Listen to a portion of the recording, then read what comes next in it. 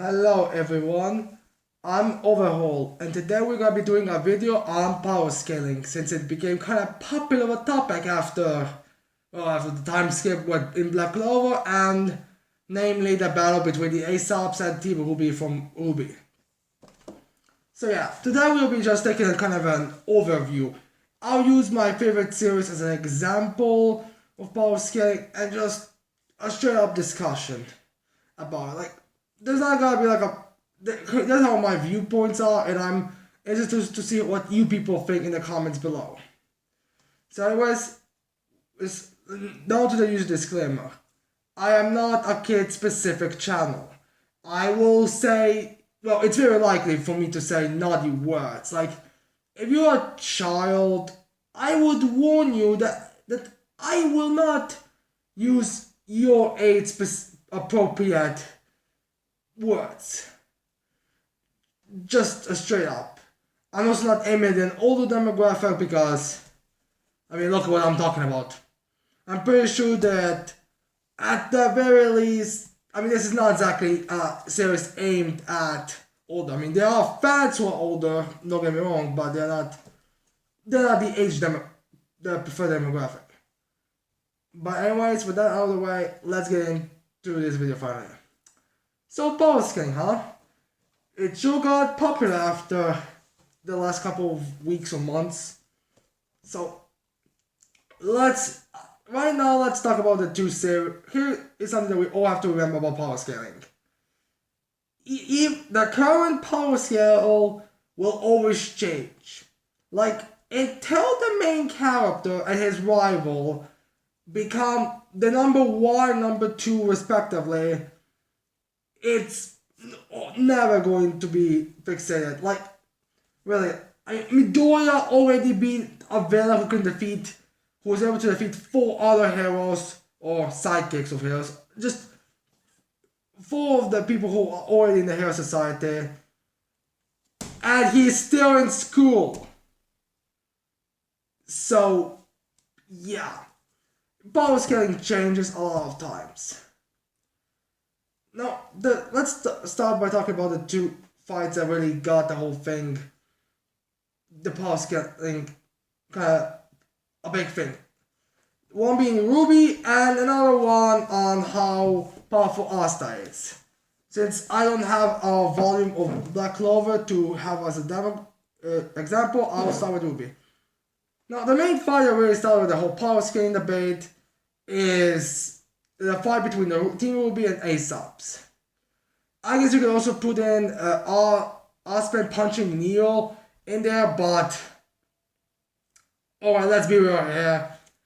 Asuka was training with Ironwood, and he basically just rolled a 20 and got lucky. Just in goddamn episodes, it's 4 seconds of Asuka running and punching Neo. So, yeah. Yeah, but let's talk about the Aesop versus Team Ruby. Now, first thing to say, some people that say that Team Ruby should not have won that fight is because the Aesop is supposed to be the strongest huntsman. Well, for starters, they are the strongest huntsman in Atlas. Meaning that they are not the strongest people in Atlas. I'll explain. Ironwood is stronger than the Aesops. And maybe as a team, the Aesops could defeat Ironwood, but in terms of 1-to-1, Ironwood would win. The reason why he is not counted amongst huntsmen, even though he technically should be, is because he's the goddamn general. I'm pretty sure that the general will not send himself to go deal with every single problem. So Ironwood doesn't count. Winter also doesn't count since she is his right-hand man and also has a lot of, has to work on a lot of documents and all of those informations. Meaning that she also doesn't count. And then we have Penny, who's been literally designed to protect the entire city. And remember, Penny was literally designed to protect Mental in itself. But she doesn't count for the show's huntsman because, well, she didn't even fucking graduate. Remember, she was a Actually, was she a first year? I think she was a first year when she was at the Vibe Festival. So yeah, Ironwood, Winter, and Penny. They basically don't count. And that's already three people who are stronger than the Ice Subs. Then another thing. Clover, he is the leader, he was most likely the most balanced and the best, the strongest one of them. Meaning that the team will be faced against 5th, 6th, 7th, and 8th strongest people in Atlas. Which, yes, it is impressive, but let's remember, Team Ruby have already been, I would say, quite more of the, what would be the right way to say it, already a stronger team than majority of others. Like, Team Ruby, it's not the exam, it's not the, Team Ruby is not like the norm, it's more the it's more like the, oh, it could happen. I mean, they're not supposed to be like a team, like Team Cardinal. I would say Team Cardinal is the bare minimum of what a huntsman trained are. Well, Team Ruby, well, alright, let's go through this. Yang was able to defeat the entirety of Junior's bar, which, unless if you're telling me that the entirety of Junior's bar, as well as Millennia, the Malachi twins, and Junior, are all weaker than students, which sounds ridiculous. Okay, that means that she was already a bit stronger. Those machines, those robots that Blake and Alan fought in the Black Trailer are, I would say, have already been at the very least able to take down a couple of huntsmen, since I have no idea why I would not test them out on huntsmen, since he can pretty much get it. How I can imagine it being an easy money battle of the huntsmen. Like just, oh, I'm gonna get paid just if I test out these robots. Alright. So yeah, that's already one. So that's already two who are, at the very least, low huntsman level. And then we have Wise, who fought that giant, what's it called, Armagigas? I'm just not sure what that armor's name is. And she won. And that's another anime that I'm going to assume is not exactly the everyday norm. Granted, Team Ruby, this Powerscaling is kind of hard to tell because something I'm going to get later in the whole Powerscaling discussions. But yeah, there's at least 3 members of Team Ruby who have already had, at the very least, low huntsman level threats and they won. So they were already low huntsmen from the beginning of the series. Yes. And right now they, I would say, about high to average huntsman. A high huntsman because, again, I want to give Aesop some credit. So, again, Ruby is not the same thing, but, you know, she's the main protagonist, and let's be real here. If we would take a drink every time that our main protagonist is a lot stronger than they should be, well, we would already we would already have a funeral. I mean, let's not pretend like Asta, Midoriya, Shinra, Luffy are not the exceptions when it comes to the powers killing. I mean, for God's sakes, I understand that, or I understand the whole Black Hole thing and training, but we'll get into it later. So now Team Ruby were at the very slow huntsman when they started the journey, and let's be fair, then they had like training and fights amongst themselves, training and fights and basically everything to make them higher. And let's also remember, Blake during the time skip most likely had to fight a Grim after a Grim constantly, since, you know, a person with negative emotions in a forest alone, with the only backup being a guy who knows where he was doing half the traveling. So yeah, I seriously doubt that Blake never encountered an army of Grim when she went around. How if she got the trailer that Ruby got, I would not be surprised if we would see she'd just be walking around and hundreds and hundreds of Grim attacking her at once. So yeah, D-Movie are not weak links. Hell, one other thing, Hazel and Tyrion have been stated, well, it was by Cinder, that there is not that many chances that those huntsmen that they have in Mistral would be able to beat them that much. I mean, it was interesting.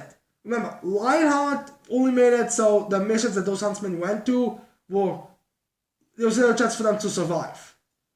Tyrion and Hazel are both so strong that there are not that many huntsmen that would survive if they were fighting those two.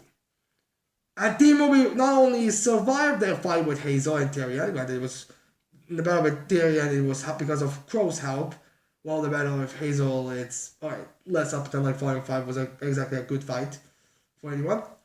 So, I mean, we've seen that. So, basically, T-Movie have at the very least been able to somewhat fight against the strongest huntsman. And since again, I'm pretty sure Clove was like the only one of the A-subs that would actually be able to fight those two. While everyone else was, you know how they were. So yeah, it makes sense why they would lose. I can see why you would also say that they should not because, well, let's go through it. People who have been huntsmen for years and years and years, and they are supposed to be the best huntsmen in Atlas. They were defeated by 4 girls who literally became at least a month ago huntsmen. That's bullshit. Yes, because as we all know, Asta is totally different. But you know, that's all that I've said about this. For now, I'm pretty sure everyone has already discussed this to the length, to no end. So let's talk about the Black Clover. Recently in Black Clover, Asta, they had a time skip. In fact, right now we're gonna have a filler training arc, and right now we have and right now there's been some debate on Asta defeating Zagret, which, if in case you're not aware, it's the anti-magic devil that was in the main villain of the whole Hour of Resurrection saga, whatever that saga is called. So let me remind you, Asta, a kid who relies on a devil who is, granted we still have no idea of, but most likely weaker than a weaker version than the devil who fought Zagret.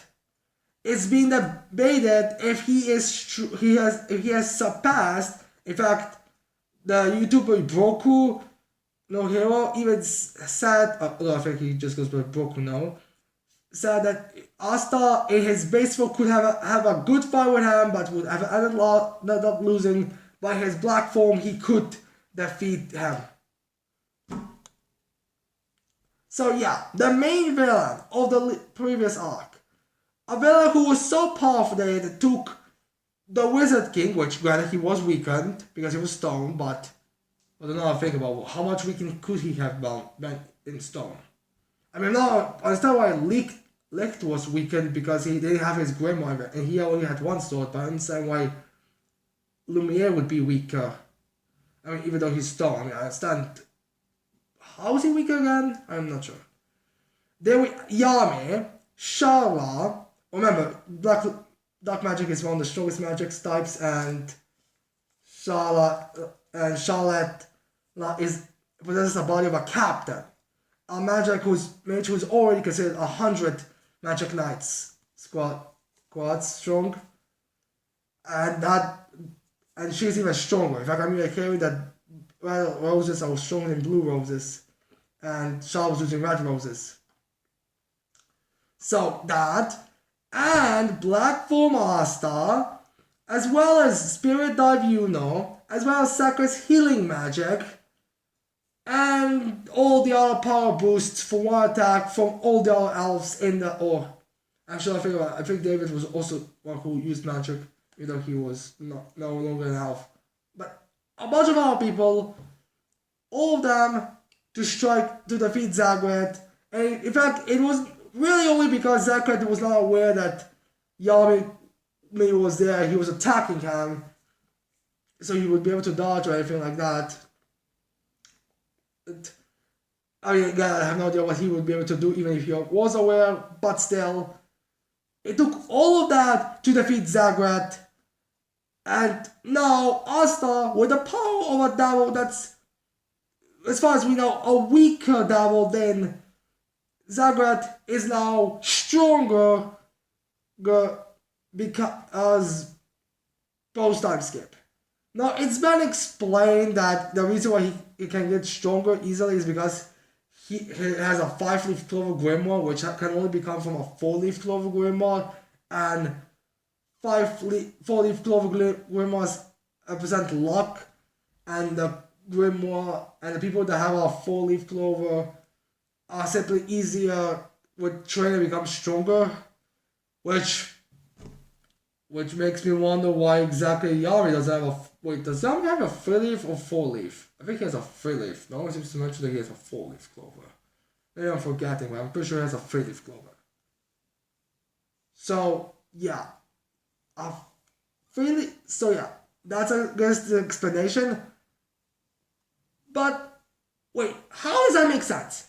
Seriously, let's say you think about this. How does a character who had no chance pre-time skip in the fight against a villain 1-on-1 now go from not only having a chance in his weakest form, but in his strongest form, he gets destroyed? Also, I would like to remind you, in case you're wondering, that Asta's fight against Charmy, who, in fact, the whole fight between Real, Charmy, Patrov, and Asta was more of a comedy fight than anything else. I mean, let's not pretend this was like one of those fights like, I don't know, well, actually it was even less of a serious fight than even the first fight between Magne, Noel, Asta versus those random bandits from the On the Midnight Sun. So, yeah. Let's not pretend. So, yeah, the whole thing with Zagreb and Asta makes no sense to have Asta beat Zagreb because, I mean, he's stronger now. I definitely say he has a better chance at least not near as much backup. But I'm pretty sure that Asta did not become full power, is not stronger than everyone there. I mean, does that even make sense? I mean, you're basically saying that his base form is about as strong as everyone there together. So yeah.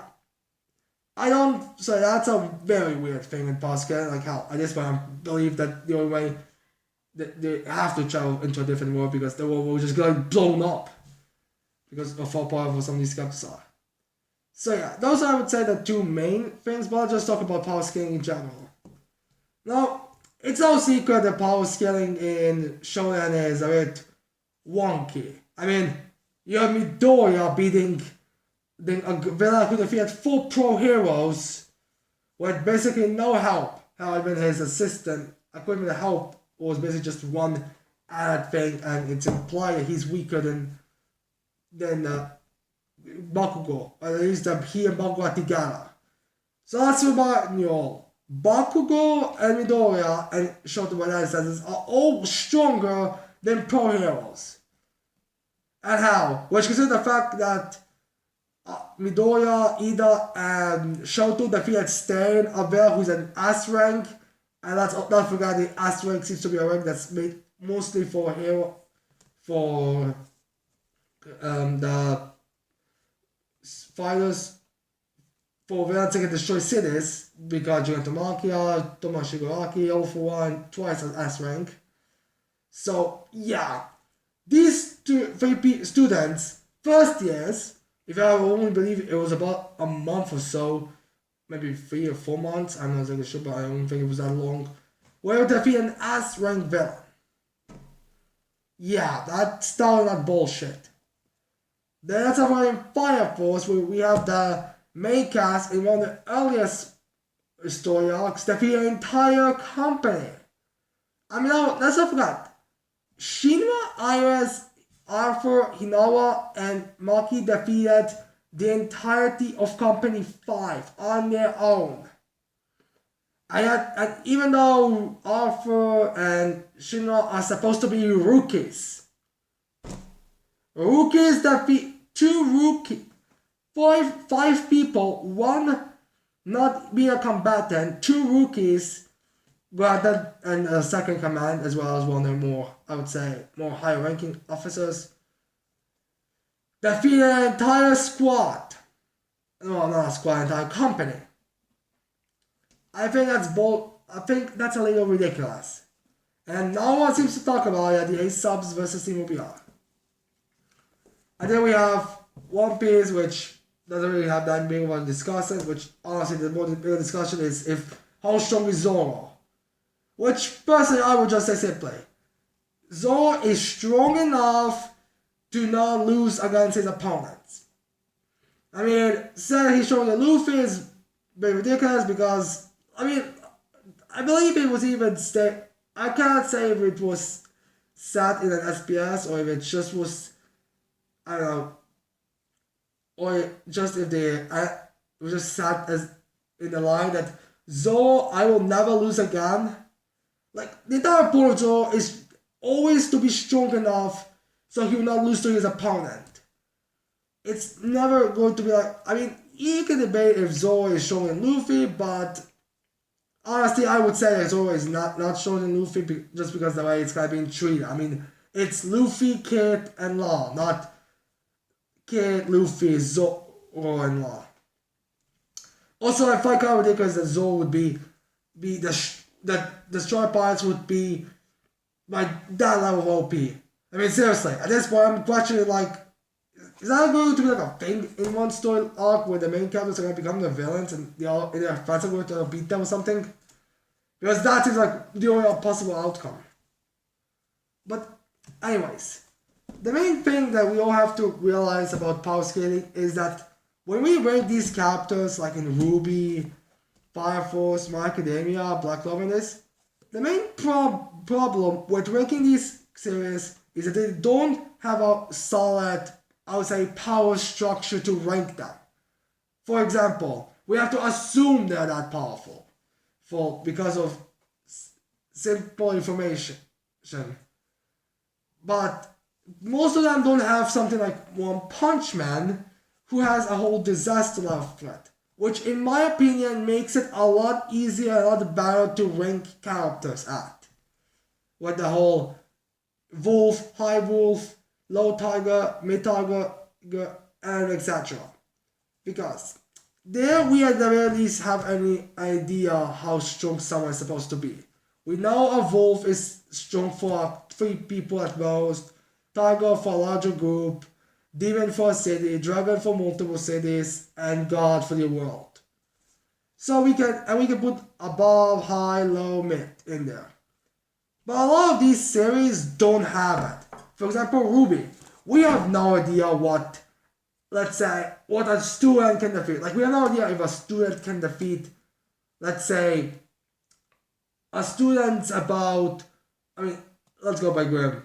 One Beowulf and Sabers are equal. It takes at least 5 Beowulfs or 5 Saber Grimm as one Ursa Grimm. Like, we have nothing like that in RWBY, basically. In My Hero Academia, we have no real, I mean, the whole ranks amongst the villains are not really addressed, so we have no idea exactly how powerful some are. I mean, how? It was stated that the only heroes that actually matter in terms of rankings that we get are the top 3, which Miracle wasn't in the top 3. And I don't know about you, but I don't think that Bash GS would be able to do as much against those higher normals as Miracle. One Piece doesn't really need it that much. Fire Force, again, we have no idea exactly how powerful are because the demons don't have anything. So yeah, personally, I would say the only way we can really rank these characters are if we had systems like the monster system in One Punch Man, because at least there we have idea. Because at least there we can alter, we can consider every options, and we can use how they defeat other people of those rankings in their fights. While these series don't have it, which makes it extremely more difficult to rank them. So we just have, so for example, we know that Ace is supposed to be the strongest Huntsman Atlas, but by how many people? I mean, is it by 100 men? I mean, what's the gap really? So yeah, this was a bit of a more screenshot video. So yeah, this is my video about power scaling. Again, I hope you like this video. I hope you're gonna leave a like and subscribe to our channel for more videos. And tell me in the comments below, what do you think about power scaling? Are there any fights that you particularly don't like the power scaling, or is there some other way of power scaling that would work? So yeah, with that said, I cannot wait to see all people next time. Bye.